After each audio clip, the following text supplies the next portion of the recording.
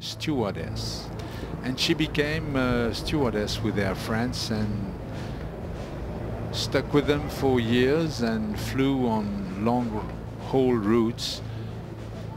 And at the same time she went on flying, piloting in clubs just as a sport.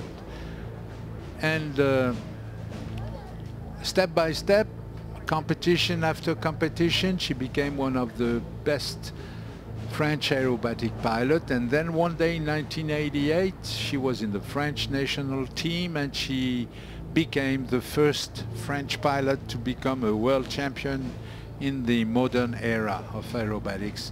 This was in Canada, in Red Deer, 1988. Catherine Monory became world champion of aerobatics.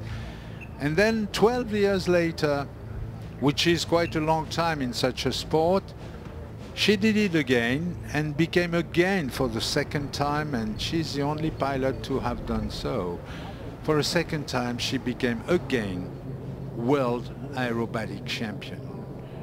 And finally, a few years later, she decided to hang up her stewardess uniform, and she went on being a kind of a guru of, for aerobatics for teams of all over the world. She trained the New Zealanders, she trained some Austrians and competitors from Northern Europe. And one day she was offered the job, because at the same time being an intellectual person with a big, huge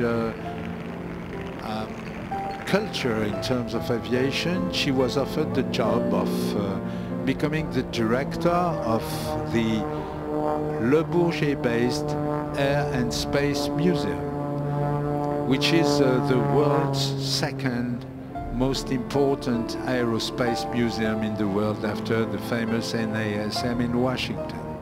And she accepted, of course, and now this is why today I call her the Princess of Le Bourget, because this is her kingdom. And at the same time she's the boss of that big, huge museum over there, which houses some fabulous historical artifacts taking us back to the early ages of flight, just like the age of the balloon, the end of the 17th century, 18th century, and for which this museum is unique in the world. So if you're working at the Air and Space Museum at Le Bourget, look up there, here is the boss.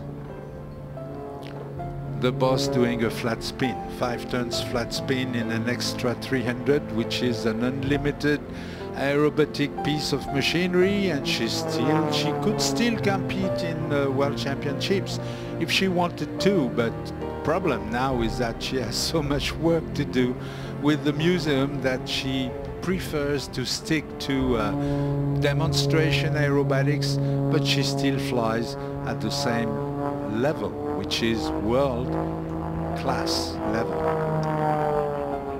Dans le ciel, donc, Catherine Monory, la princesse du Bourget. La princesse du Bourget parce que Catherine, après donc avoir vécu une carrière extrêmement riche à plusieurs points de vue, quand elle est née dans la région de Rennes, son papa était médecin là-bas, et il volait à l'aéroclub local et il emmenait de temps en temps ses enfants voler. D'ailleurs, un de ses frères est devenu commandant de bord sur long courrier.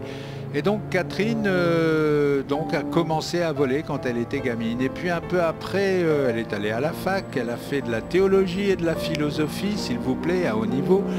Et puis après, comme elle voulait voir le monde et voyager, eh bien, elle a décidé de choisir ce métier fabuleux pour une femme. Elle est devenue hôtesse de l'air. Elle est entrée à Air France où elle a fait du long courrier pendant longtemps. Elle a été une des grandes et belles hôtesses de l'air d'Air France avant de commencer tout doucement à glisser vers autre chose, parce qu'elle avait toujours continué à piloter en aviation légère, en club. Et puis petit à petit, elle avait mordu à la voltige, et puis d'entraînement en compétition et de compétition en entraînement, et bien un beau jour, elle a commencé à rapporter des coupes à la maison, et puis en 1988, au championnat du monde de Red Deer au Canada, Eh bien, elle est devenue le premier pilote français de l'ère moderne à ramener le titre de champion du monde de voltige aérienne. Elle a donc continué par la suite à voler Air France et en même temps à voler en compétition, et elle a fait un truc que personne d'autre n'a jamais fait depuis. 12 ans plus tard, après avoir été une première fois championne du monde en 1988, en l'an 2000, elle a été de nouveau sacrée championne du monde de voltige aérienne. Personne n'a jamais fait ça à 12 ans d'écart.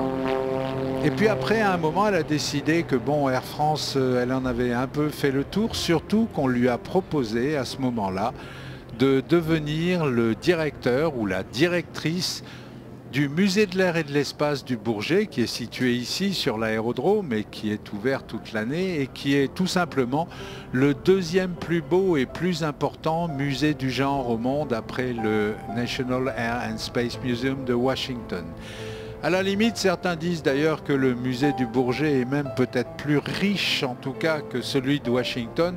Et c'est vrai pour ce qui concerne les âges anciens de l'histoire du ciel, en particulier le XVIIIe siècle et le vol en ballon. Ce musée est un véritable trésor national et donc Catherine en est la patronne. Et si vous travaillez au musée, levez le nez vers le haut et regardez le patron, ou plutôt la patronne, en train de piloter son stylo bille. Catherine continue de piloter donc en voltige. Elle continue d'ailleurs de conseiller un certain nombre de voltigeurs, de faire le gourou pour un certain nombre de pilotes de voltige. En fait, bon, elle ne peut pas tout faire, elle n'a pas le temps de tout faire et le musée lui prend tellement de son temps que donc elle a mis de côté la voltige de compétition, mais de temps en temps, la princesse remonte dans son Extra 300 et nous rappelle que, ma foi, s'il fallait remonter dans un avion pour aller de nouveau tenter sa chance dans des championnats,